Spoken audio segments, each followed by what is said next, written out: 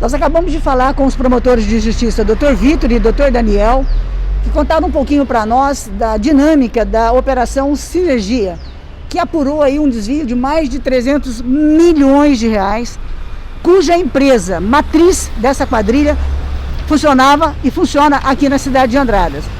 Nós vamos mostrar para vocês agora a entrevista com os dois promotores. Doutor, você poderia falar para nós sobre a operação Sinergia, né, que a filial da quadrilha parece que funcionava aqui na cidade de Andradas. Vocês podiam contar um pouquinho para a gente sobre essa operação que está deixando a população aí toda polvorosa para saber o que está de fato acontecendo? Saudações a todos, né? É uma satisfação novamente poder conversar com a população de Andradas e região. A Operação Sinergia teve sua primeira fase no primeiro semestre desse ano e ontem foi deflagrada a segunda fase e é uma operação que tende a tornar, ou busca, se pretende, né, tornar rígido o mercado de cobres, fios de cobre. Então, na data de ontem, foram expedidos 8 mandados de prisão, sendo 5 para cumprimento em Minas Gerais e 3 para cumprimento no estado de São Paulo. Desses 8, 7 foram cumpridos, sendo 5 na cidade de Guaxupé, 1 na cidade do Dr. Daniel Guararema, na cidade de Guararema e São Paulo, outro na cidade de Jundiaí. São Paulo, capital. Minto, São Paulo, capital. Pois não.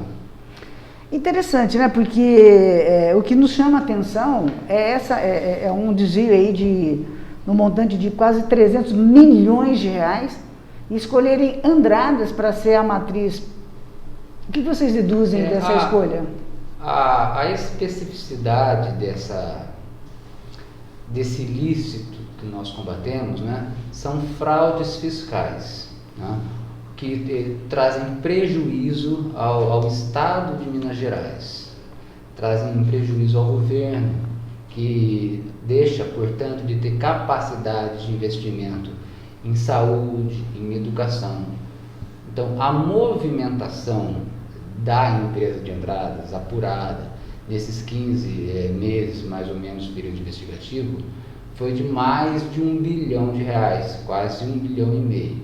E o prejuízo inicialmente estimado pela Receita é de 300 milhões de reais.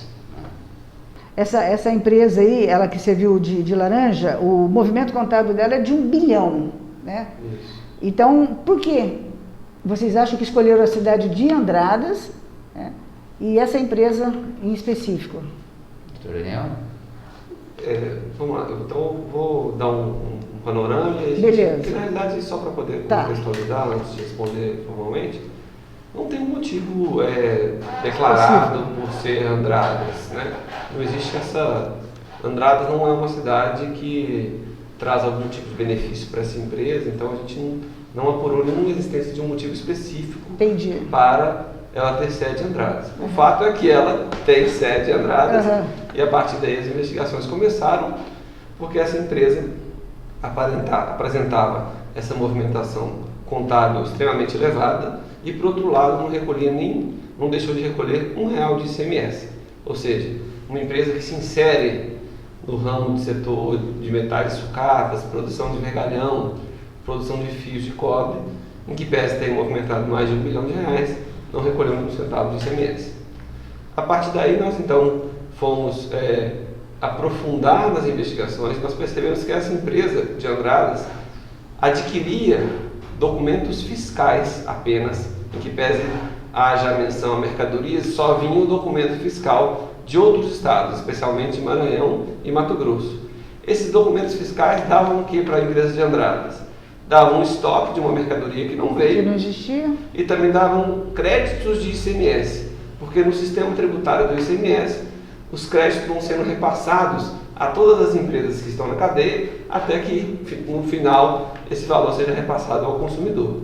Então, vinha de outros estados um estoque fictício e créditos que a gente pode dizer que são créditos frios.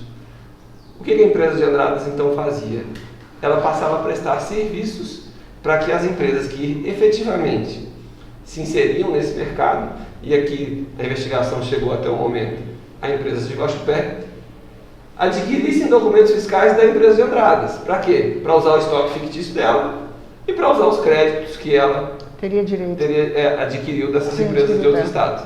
Então, a partir daí, com essa intermediação da empresa que estava em Andradas, as empresas que efetivamente circulam as mercadorias, vergalhão, fios, condutores elétricos, essas empresas não recolhessem nenhum valor a título de ICMS.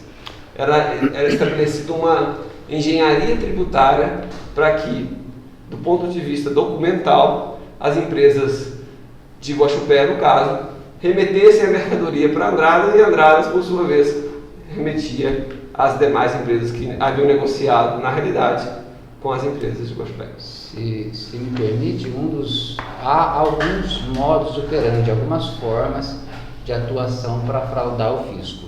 Uma das formas é ocultar a verdadeira entrada, no caso de sucata. Sucata, fio de cobre, sabe aquela construção, né, que alguém vai lá e furta os fios de cobre, quando a pessoa está viajando, ela precisa da entrada numa empresa, mas não pode ser pelo furtador, né, não pode ser para a pessoa comprando a pessoa. Lá, precisa legalizar. Precisa de um documento fiscal. Não é exatamente esse, ou necessariamente esse, o modus operandi da empresa de Andradas, mas isso é uma das vertentes investigativas da investigação. Enquanto eu aguardava ali embaixo, vi que os presos todos são de Guaxupé, né? E eles estão prestando depoimento para vocês aqui por conta da matriz, então, de ser aqui da cidade de Andradas. Os depoimentos estão sendo colhidos em Andradas porque a investigação é realizada pela Promotoria de Justiça da Comarca de Andradas e, por sua vez, o juiz que decidiu os pedidos que foram feitos pelo Ministério Público foi o juiz de Andradas.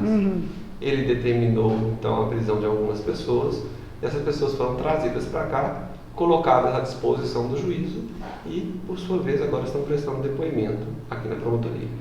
Doutor, essas pessoas, elas... É um crime de um valor altíssimo, né? Isso aí cabe fiança? Pelo nosso entendimento, né, pelo andar da investigação, não. E essa prisão também, na natureza e especificidade jurídica dessa prisão, também não admitiria. Entendi. A prisão é temporária, então a prisão temporária não cabe fiança. Entendi. E eles estão presos aqui mesmo na cidade de Andradas, um presídio aqui de Andradas? Sim. Acho que é a maior operação já feita aqui na cidade de Andradas, né, com um volume tão alto assim, com a... É uma operação de fôlego. Eu até queria aproveitar a sua pergunta, para reconhecer o brilhante trabalho do Poder Judiciário e das instituições que nos auxiliaram na investigação. A Receita do Estado de Minas Gerais, a Receita Estadual, a Polícia Civil e a Polícia Militar. Essas instituições, elas compõem um time, né, batizado, entre aspas, como CIRA, que é o Comitê Interinstitucional de Recuperação de Ativos. Então, há uma decisão político-administrativa dessas instituições, do Governo do Estado e do Ministério Público, em combater a criminalidade organizada nessa vertente tributária, em combater não só o crime cometido pelo, aspas, pequeno criminoso, mas também a criminalidade do colarinho branco. É que muitas vezes a população acha que não estão vendo, as autoridades não estão enxergando, isso é uma resposta para a população, né? Num dito popular, sem trazer adjetivos e tal, mas o pau que bate em Chico, bate em Francisco. Deveria bater em Francisco. Com certeza, com certeza. Vocês estão na segunda fase. Vocês acreditam que colhendo esses depoimentos aí, com todas as informações que vocês já têm em mãos, ela ainda continua, ela não para aqui, vocês ainda têm outras linhas de investigação? As linhas de investigação, elas vão surgindo ao longo do processo da própria investigação. Né? Agora, nesse momento, nós estamos fazendo a colheita de depoimentos das pessoas investigadas, ouvindo testemunhas, analisando os materiais que foram apreendidos na data de ontem, para que aí sim a gente possa ter um cenário do que a gente vai adotar daqui para frente.